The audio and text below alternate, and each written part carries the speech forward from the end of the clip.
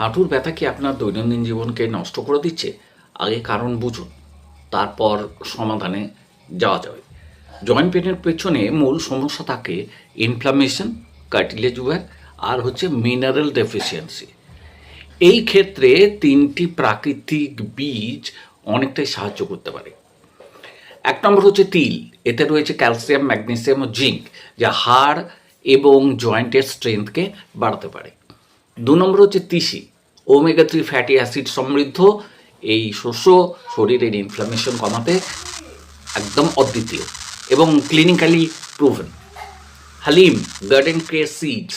এতে আছে iron, protein আর anti inflammatory properties, যা জয়েন্ট পেনকে কমাতে অত্যন্ত সহায়ক।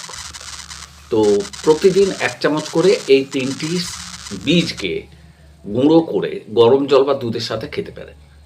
অন্তত 4 সপ্তাহ চালিয়ে যান, তারপর দেখবেন আপনি ঠিক হতে শুরু করেছেন।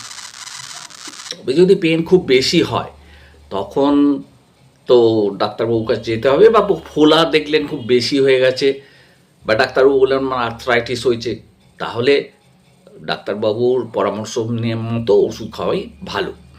আর প্রাকৃতিকভাবে আপনি যদি জয়েন্টকে হেলদি রাখতে চান, তাহলে আজ থেকে শুরু করুন এই 3টে বীজের একত্র একটা যে চূর্ণ, সেই চূর্ণটা।